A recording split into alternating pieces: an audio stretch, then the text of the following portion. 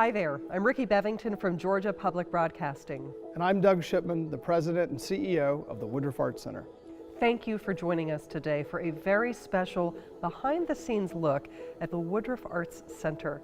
Doug, why don't you tell us a little bit about what we're going to be seeing today? Well, over the last 50 years, we've been fortunate enough to become the third largest arts center in the entire country. The Atlanta Symphony Orchestra has won nearly 30 Grammy Awards. The Alliance Theater has won a Tony Award and has launched 10 shows from Atlanta to Broadway. And the High Museum has become the largest art museum in the entire South. And so we're going to give everybody a little behind-the-scenes look of what it means to bring a play to the stage, or conduct an orchestra, or install a new exhibition at the High Museum. And then when you think about that this entire place was born out of a tragedy that I know touched your family personally, Ricky, it's really a remarkable story. My grandmother and great-grandmother died in the 1962 Orly air crash that really was the inspiration to build the Memorial Arts building that we're sitting in today. It's extraordinarily rewarding for me as a descendant to know how much good has come from such a tragic event. Over 100 Atlanta arts patrons perished. The Woodruff Arts Center honors them with a bronze statue of Rodin the Shade, and all of the names of the victims are there. Every time I come to visit, I stop and I visit with my grandmother and my great-grandmother at the statue. Doug, in the stories that we're going to be seeing today, is there a consistent theme or a thread that we should be looking for? One is all the ways in which the Woodruff Arts Center really imbues the community with arts and culture. And then second is the passion. Whether it's a musician or an artist or an actor, you really see how incredibly passionate they are about what they do, and that the kind of emotion that they unleash. Our first two stories are from the Atlanta Symphony Orchestra. We're going to meet Robert Spano, the music director of the symphony for nearly 20 years. And then we hear from a young tuba prodigy who's been nurtured by the ASO's Talent Development Program. Let's take a look.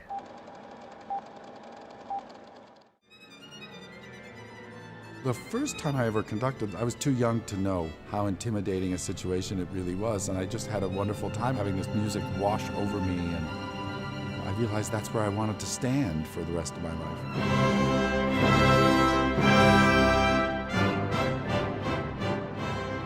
Some conductors are technicians. They can guide you into playing exactly when and how you're supposed to play.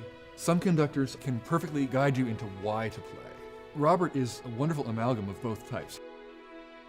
In a concert, it might seem like the conductor on the podium is just waving his arms around and the musicians are just doing their own thing. He doesn't use many words in rehearsal. He'll do something we haven't seen before, like make some sort of gesture, and we understand what he means perfectly. So much of conducting is really about a study of nonverbal communication. If I were to go like this to you, I think you'd know what I meant. And if I were to go like this to you, you'd know what I meant. If things are going really well, you don't have to move at all. I wasn't used to having a conductor be a colleague, so that we actually did it together. That's a very different experience than what I've had before, which is you're gonna do this and this and this and this, and then you get in your straitjacket and you're kind of like, oh! And that is one of the greatest joys of working with Robert Spano. Robert has cultivated what has been termed the Atlanta School of Composers. Living composers playing live concerts with a live orchestra, and the people of Atlanta want to hear it. They want to hear a living composer who's sitting there and can run up on the stage.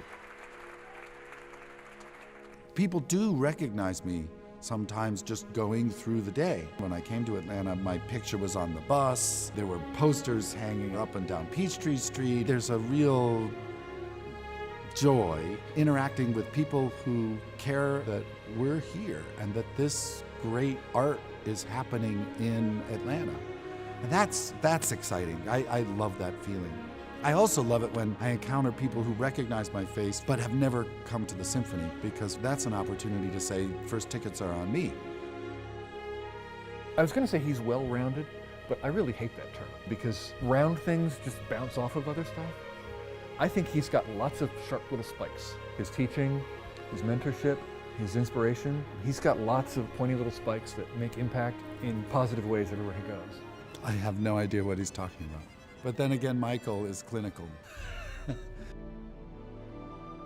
I came to this orchestra because I thought the people who populate this orchestra are very gifted, creative people who make this orchestra great.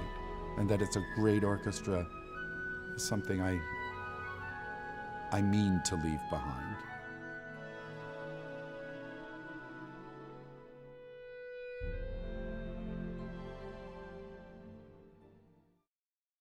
Camera speed, so just hold that up, say Joshua Williams, take one. All right, wait, snap it before or after? After. All right, Joshua Williams, take one. Oh, that was bad, hold on. Joshua Williams, take one. When I play music, I feel alive. I feel like myself. I feel like I can do anything. And I don't know, if I could be the only one to play music in the world, I don't think I would. It's just so collaborative.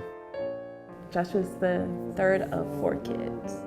My wife always wanted to get them involved in something. They all did sports, they did music. So sports, well, that didn't really go too well, did it? You know. But music was their niche. I did want to be a pilot when I was younger, but after going to band class and having so much fun just playing music, I just knew that that's what I really wanted to do. Around the end of middle school, when I auditioned for Atlanta Symphony Orchestra's talent development program, that's when it really kind of went into high gear for me. The talent development program is a program that provides opportunities for young minority musicians who have aspirations in a career in music. We want our orchestras to be a reflection of our communities. The perception is that it's only for elite, rich white people, and some types of music are considered superior to others, and if it's good music. My first impressions of Joshua was he had real ability. It just always amazed me how when he would be on stage, he's just a little skinny kid with this big old instrument, but yet his forming technique is so good. He has so much passion. It just comes across so beautiful.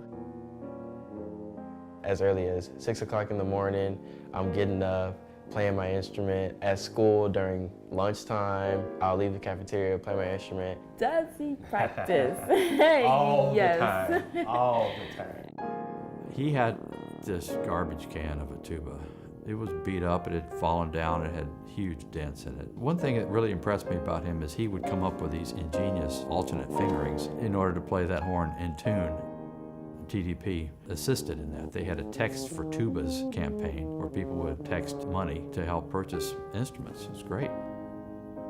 I know for me personally, without the talent development program, I definitely wouldn't be where I am today. I'd be doing something else like engineering or something, and I definitely would not have had a chance to get into Juilliard. Joshua, he got a deal that he just couldn't turn down. A full scholarship to Juilliard with room and board and a stipend.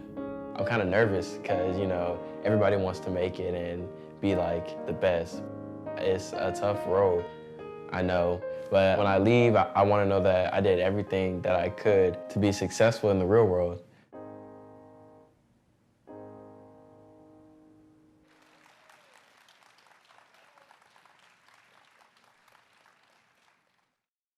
And the talent development program that Joshua Williams was a part of is part of the Atlanta Symphony Orchestra. Joining me now is Executive Director Jennifer Barlament. Welcome. Thank you, Ricky. Robert Spano is a force of American classical music. What has that meant to the ASO? The Atlanta Symphony Orchestra is somewhat unusual in that we've only had 4 music directors in our entire history. And what Robert Spano has added is this commitment to bringing the orchestra into the 21st century.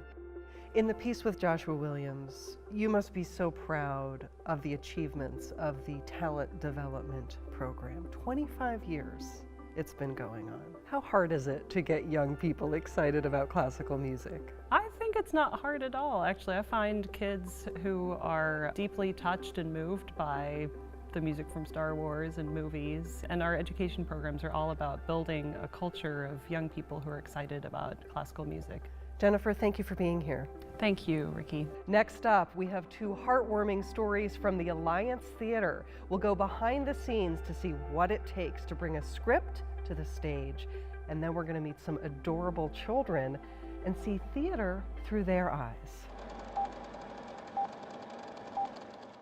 There is this alchemy where something that was once words on a page becomes a living, breathing thing. Next Time You Go Grill is a real story. It's about three friends that meet during the Second World War and decide that they want to use the music that they love to change the world. And so they open up the first integrated jazz club in Atlanta. They have this somewhat naive idea that people of different races and genders can come together just by the love of jazz. All of the songs in the play are original. I wrote the lyrics and Tyrone Jackson wrote the music. The capacity to take that original poetry and synthesize it with the DNA of all the people who are meeting it, that's glorious. That's human chemistry lab. A misconception about costume designers is we do not build the costumes. We research and design and we come up with a concept and we make that come to life. But there is an army of people who work with us that make these things happen. This play is very epic. The script might say, an explosion occurs, and that's all I have. And so from that, I devise, how do I make that come alive in a three-dimensional way that is exciting and not terrifying to our audience? Theater is really hard. I used to be about 2 inches taller and much better looking before I started working in the theater. I have a really stinking good time doing my job. My moment of joy starts when I walk into a fitting. Even the after is a pain in the ass. I have a good time. I mean, how could I not? I think when you're creating brand new work, the audience becomes part of the gumbo. The best works that we've produced here are works where our audience has taught us where the soul and the heart of the play is. The idea that art can change things is a really old one. It might not change the course of the river, but it influences hearts and minds in a way that nothing else can. And what I personally love is those moments after the play has ended and people are walking back to their cars and the conversation that takes place in the parking lot. The play is, you build up a dream, you build up these great ideas, and it works for a second. For a second, it looks like it's going to be okay, and then it collapses again. You just have to keep doing it. You have to keep trying to do that. And in the political climate of the moment, it's important to talk about, maybe more important than ever.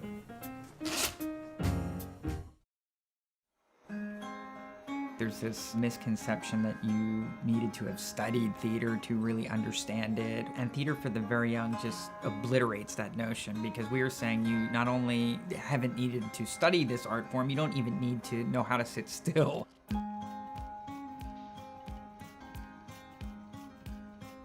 Brain development starts much younger than people traditionally thought. So we included developmental psychologists in the room as we were making this work, but most importantly, we wanted to include the children themselves. And that's been the trick to making it work in every instance, is to bring children in very, very early in the development process. That's a big gift, to get your audience in there while you're developing a piece. We really should give those kids writing credit. What's really cool about this is that our show, Little Raindrop Songs, is Japanese and English. This story is like a day in the life, and so a lot of the words are like breakfast, asagohan, or good morning.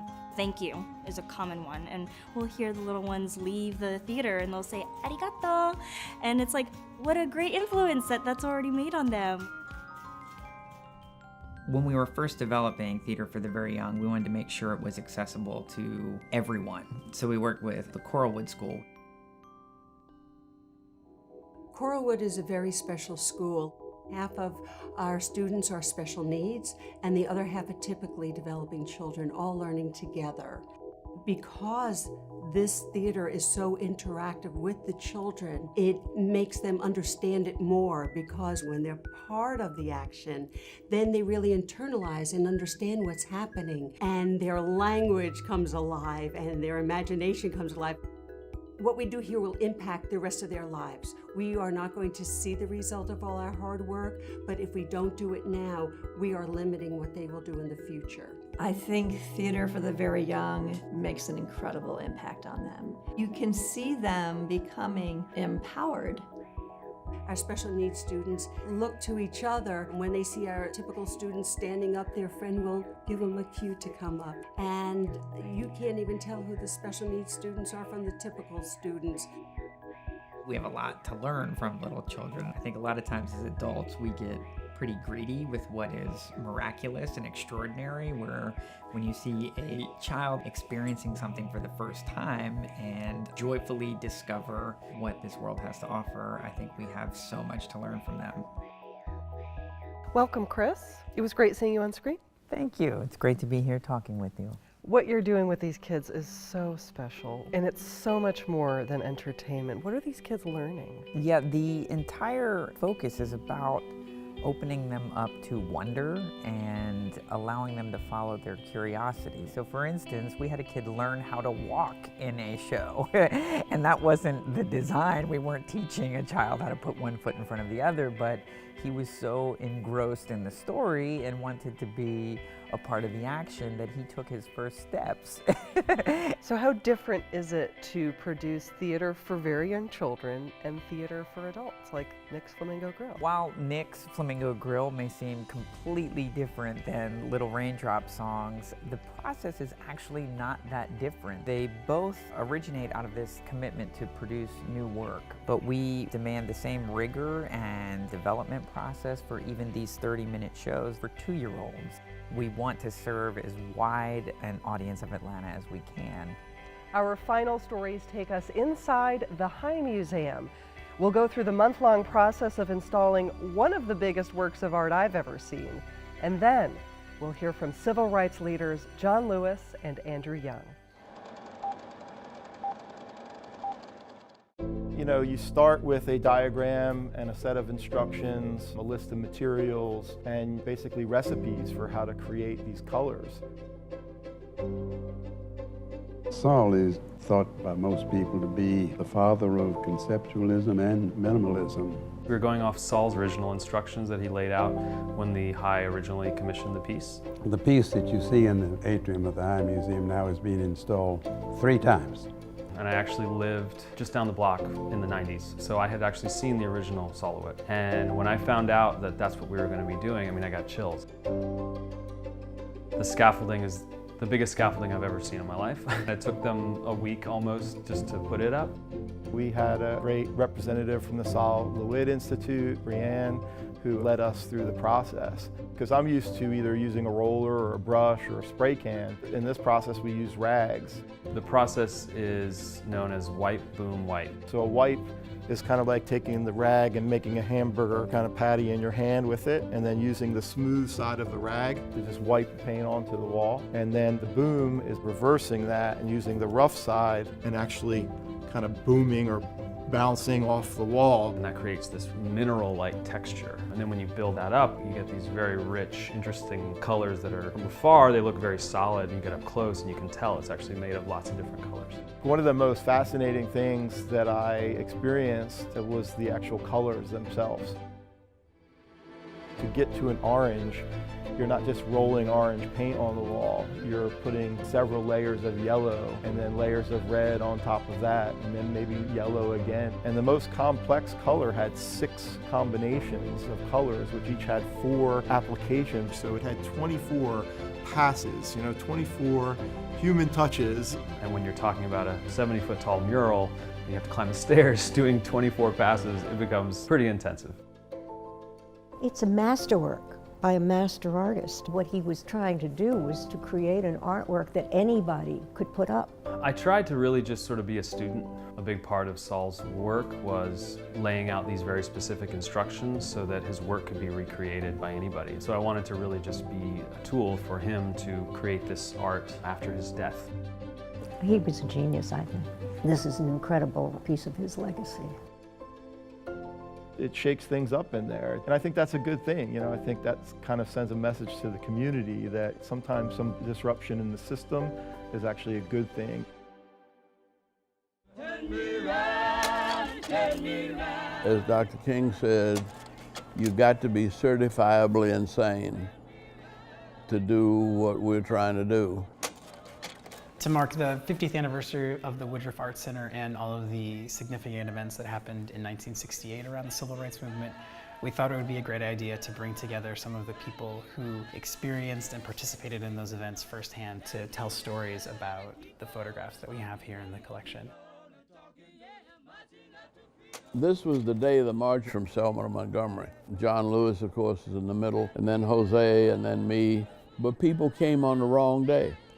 If Dr. King had been there, we wouldn't have had a Bloody Sunday. President Johnson would not have ever let that group of Alabama state troopers get so crazy and out of hand. That's you, behind this wall. Oh, yes. I think we could have been singing there, probably singing the freedom song. It was music that brought us together. Music created this sense of solidarity. Yeah, you couldn't sing either, right? And I couldn't sing. I sang so low, so no one could hear me. Dr. King wanted to talk about Voting Rights Act. President Johnson said, look, we just passed a Civil Rights Act. I cannot go back to Congress with another civil rights bill. He said, I just don't have the power. And when we left there, I asked Dr. King, well, what are we going to do? He said, we got to get the president some power. And I said, damn, you Morehouse men are so arrogant. They say you can tell a Morehouse man, but you can't tell him much. I said, here you are, you're not even 5 feet 6 inches tall, ain't got $1 in your pocket. And I got on him and I said, and you gonna get the president some power. And I expected him to come back because he had a great sense of humor, but he was serious. And he said, no, we're gonna get the president some power. He didn't know how. As an artist, I'm interested in individuals and communities that are often muted and unheard. And for the last 5 years, I've been documenting the Black Lives Matter movement. And I shot all of it in black and white. So when you look at the images from the era of the 60s with Danny, those images, unless you could tell by the clothing, they look the same. Instagram is fascinating. Now, there's like a million dandelions out there. And you're right, and it's not with this big stuff. They do it with this thing, which is an excellent camera. They don't need me in Ferguson, you know. I mean, there are a lot of professionals. You have a different eye, though. What's that? I said you have a different eye. Well, you can argue with me. I ain't going. We're going fishing. Sometime when you've been arrested, this sense of peace come over you.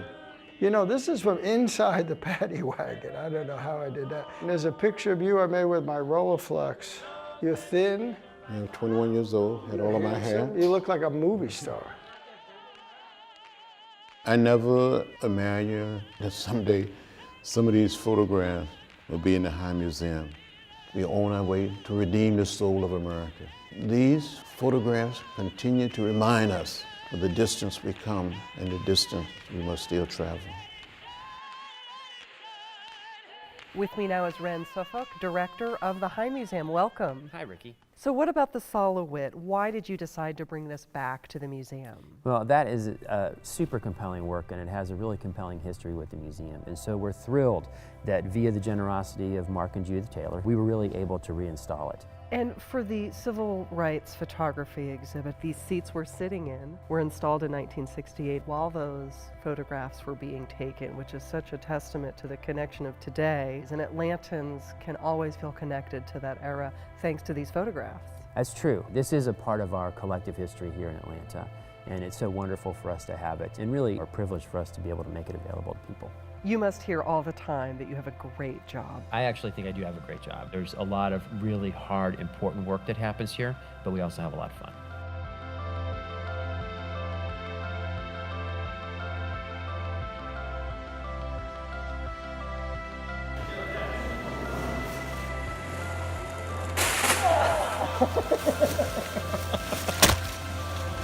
Nice one. Doug, thanks for joining me again. Where do things go from here for the Woodruff Arts Center? Well, first and foremost, we will continue to bring world-class art to our stages and to our walls, new music, new plays, new exhibitions to serve the entire community. Bringing new artists who are women, who are artists of color, who are LGBTQ artists to our stages and to our walls. And then we're going to continue to upgrade some of our facilities so that the patron experience is as good as the art. Thank you, Doug.